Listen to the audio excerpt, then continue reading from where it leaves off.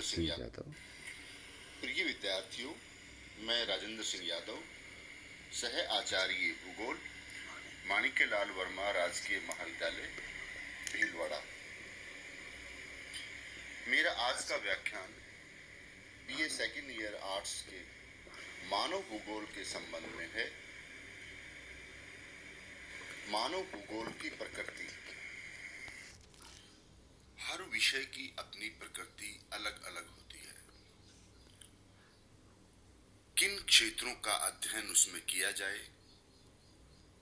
किन क्षेत्रों का अध्ययन नहीं किया जाए, विषय का विस्तार कहां तक होना चाहिए,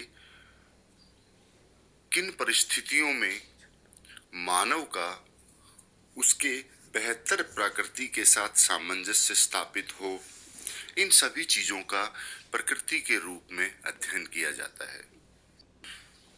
प्रारंभिक काल से वर्तमान काल तक मानव भूगोल के अंदर अध्ययन किए जाने वाले मानव के कार्यों का समय समय पर बदलाव होता रहा है। जैसे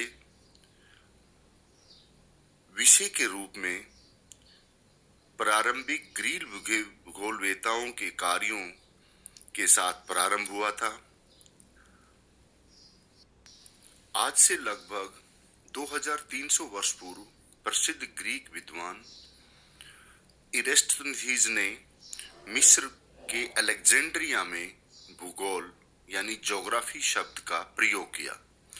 ज्योग्राफी शब्द ग्रीक भाषा के शब्द जियो तथा ग्राफिन से मिलकर बना है, जिसका अभिप्राय जियो मीन अर्थ और उसका वर्णन है। इस दृष्टि से पृथ्वी का स्पष्ट विवरण ही भूगोल है। लेकिन प्रोफेसर पीटर हैगेट ने भूगोल के अध्ययन को केवल पृथ्वी का अध्ययन न मानकर इसमें मानवीय अध्ययन को सम्मिलित किया है। इसी क्रम में आगे स्ट्रैबो ने बताया कि भूगोल को बसे हुए विश्व का विवरण बताया, यानी मानव भूगोल की प्रकृति या उसका क्षेत्र उन एरियाज में है जहां पर मानव उस पर्टिकुलर क्षेत्र को अपने अधिवास के लिए प्रयोग करता है। संपूर्ण पृथ्वी के भूभाग जहां पर मानव निवास नहीं करता है, वह भूगोल के अन्य विषयों जैसे भौतिक भूगोल इत्यादि में उसका अध्ययन हो सकता है। लेकिन जहां तक मानव भूगोल है, वह उन्हीं अधिवासों क्षेत्रों का अध्ययन होगा जिन क्षेत्रों को मानव ने अपने आवास के लिए उन्हें चुना है। प्राचीन काल से भूगोल को विविध रूपों में वर्णित किया जाता रहा है तथा यह नवीन संकल्पनाओं के समावेश के साथ परिवर्तित होता रहा है। मध्यकाल 800 से 1400 ईस्वी पूर्व में भौगोलिक ज्ञान में वृद्धि नहीं हुई, वरन ग्रीक एवं रोमन विद्वानों द्वारा स्थापित भौगोलिक ज्ञान में भी कमी आई। आधुनिक भूगोल का विकास 17वीं शताब्दी में हुआ, जब यूरोपियन भूगोल का पुनर्जन्म हुआ। 18वीं शताब्दी में भौतिक प्रतिरूपों के उद्भव एवं वितरण का अध्ययन होने लगा। भूविज्ञान, वनस्पति एवं प्राणी विज्ञान के साथ ही अन्य प्राकृतिक विज्ञानों का अध्ययन प्रादेशिक भौगोलिक अन्वेषणों के आधार पर होने लगा। 19वीं शताब्दी के अंत तक यूरोप सहित विश्व के विभिन्न विश्वविद्यालयों में भूगोल का पृथक विषय के रूप में अध्ययन किया जाने लगा। इसी दौरान भूगोल में विशेषकर विशेषीकरण प्रारंभ हुआ तथा इसको पृथक तथा इसकी पृथक शाखाओं का विकास भी हुआ। सर्वप्रथम भूगोल को भौतिक भूगोल एवं मानव भूगोल दो रूपों में विभाजन हुआ तथा इसके पश्चात इनकी उपगौण शाखाओं में विभाजन एवं अध्ययन प्रारंभ हुआ। भूगोल का उपक्षेत्र विभाजन ना होकर ये परस्पर अंतः संबंध हैं। भूगोल के सभी उपविभाजनों में तीन तथ्यों को सर्वाधिक महत्वपूर्ण माना गया है। पहला, पृथ्वी तल पर पाई जाने वाली भौतिक एवं मानवीय परिघटनाओं में विद्यमान क्षेत्रीय विभिन्नता। भूगोल प्राकृतिक पर्यावरण एवं मानव समाजों के मध्य पाए जाने वाले सह संबंधों का परीक्षण करता है जहां वे रहते हैं तथा उसे परिवर्तित करते हैं।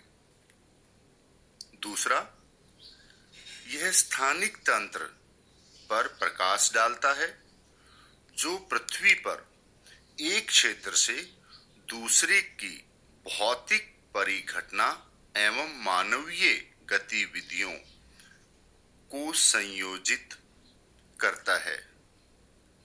ये दोनों तथ्य मिलकर एक तीसरे तथ्य को जन्म देते हैं जिसे हम प्रादेशिक विश्लेषण कहते हैं। जीन ब्रून्स के इन शब्दों से मानव भूगोल की प्रकृति को भली भांति समझा जा सकता है। वो कहते हैं, वे समस्त दृश्य जिनमें मानवीय क्रियाएं काम करती हैं हमारे पृथ्वी के तल पर एक विशेष वर्ग के दृश्य होते हैं और इस प्रकार के भौगोलिक तथ्यों के अध्ययन को हम मानव भूगोल कहते हैं।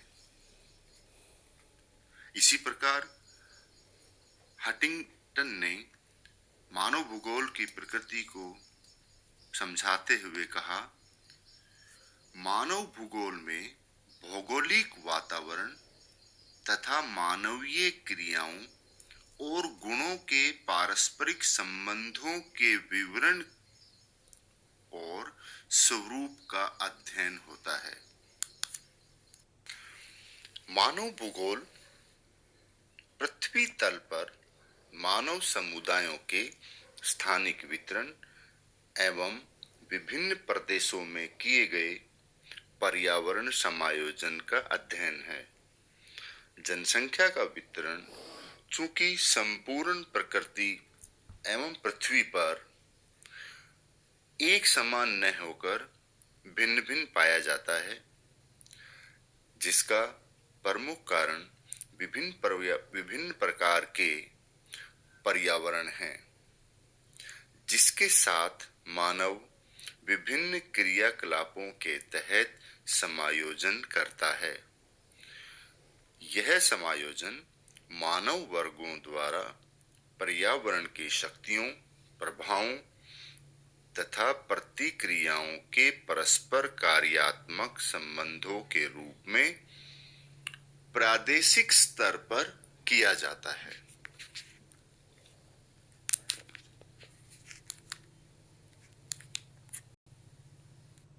प्रकृति में निवास करने वाले मानव वर्ग विभिन्न पर्यावरणों का उपयोग करते हुए उसमें यथासंभव परिवर्तन करते हैं। इन परिवर्तनों द्वारा ही समायोजन हो पाता है। परिवर्तन एवं समायोजन के फलस्वरूप मानव वर्ग सांस्कृतिक भूदृश्यों का निर्माण करता है।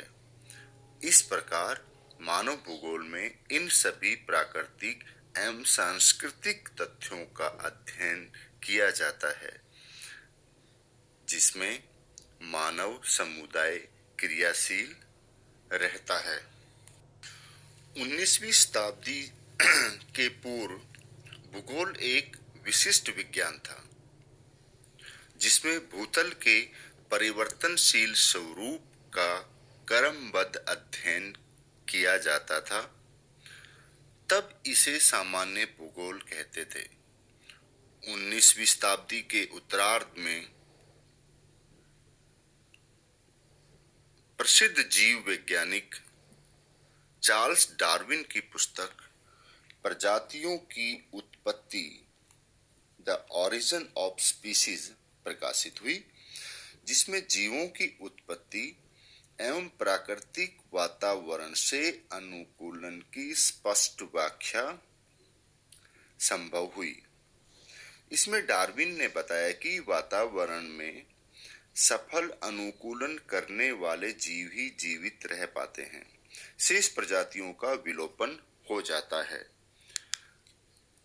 इसे प्राकृतिक चयन कहा जाता है। डार्विन के इन विचारों से प्रभावित होकर जर्मन भूगोलविदा रेटजेल ने भूगोल में मानवीय पक्षों को स्थायी स्थान देकर उनके अध्ययन पर बल दिया।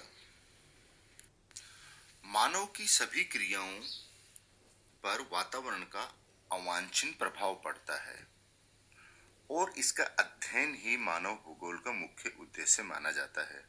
अतः मानव भूगोल के अंतर्गत न केवल मानव और उसके वातावरण का आर्थिक एवं भौतिक संबंध की सम्मिलित किया जाता है, वरन भूगोल में संबंधित अन्य शाखाएं जैसे आर्थिक भूगोल, सामाजिक भूगोल, प्रजातीय भूगोल एवं ऐतिहासिक भूगोल आदि का मानव की कार्य क्षमता, स्वास्थ्य, शिक्षा, सामंजस्य, राजनीति, धर्म पर पड़ने वाले प्रभावों का भी अध्ययन किया जाता है। प्रिय विद्यार्थियों एंड डियर स्टूडेंट, आज के व्याख्यान में मैंने आपको भूगोल की प्रकृति के बारे में विस्तार से समझाया है। विभिन्न विद्वानों द्वारा दी गई परिभाषाओं के संबंध में भी मैंने आपको संपूर्ण जानकारी दी है। मैं उम्मीद करता हूँ कि आप इस संबंध में और इस व्याख्यान के को लेकर के सजग रहेंगे, इसको बार बार सुनेंगे और भूगोल की प्रकृति के साथ साथ मानव भूगोल के अर्थ को भी समझेंगे एवं आगे के अध्ययन के लिए आप जो मैं आपको बुक जो सिलेबस में लिखी हुई है मैं आपको बता रहा हूँ, SD कौशिक और CB ममोरिया